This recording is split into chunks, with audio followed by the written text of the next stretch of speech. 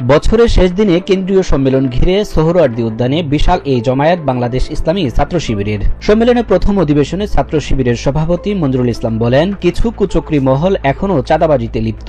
দেশ গঠনে ছাত্র সমাজকে ভূমিকা রাখার আহ্বান জানান তিনি।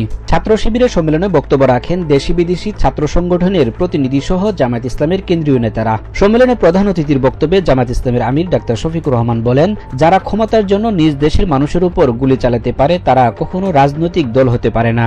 আওয়ামী লীগ আমলের সব হত্যার বিচার করতে হবে বলেও জানান জামাত ইসলামের আমির। সম্মেলনে জামাত ইসলামের সেক্রেটারি জেনারেল মিয়া গোলাম পরোয়ার বলেন, রক্কাটা অপবাদের সঙ্গে জামাত শিবিরের বিন্দু পরিমাণ কোনো সম্পর্ক নেই। যারা জামাত শিবিরকে চাঁদাবাজ ও ব্যাংলুট বলে তাদের আইনাই নিজের চেহারা দেখার আহ্বান জানান তিনি।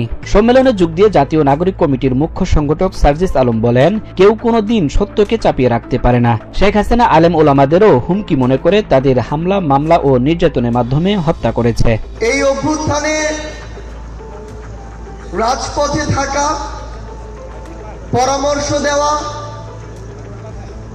গুরুত্বপূর্ণ পদক্ষেপে সহযোদ্ধার মতো ভূমিকায় থাকার কাজগুলো করেছিল বাংলাদেশ ইসলামী ছাত্র শিবির। 2025 সেশনের জন্য ছাত্র শিবিরের কেন্দ্রীয় সভাপতি হিসেবে নির্বাচিত হয়েছেন জাহিদুল ইসলাম, আর নুরুল ইসলামকে সেক্রেটারি জেনারেল হিসেবে মনোনীত করা হয়েছে।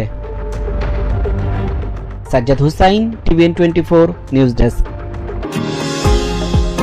নিউ ইয়র্ক থেকে সম্প্রচারিত TVN 24 টেলিভিশন বিশ্বজুড়ে বাঙালির কণ্ঠস্বর।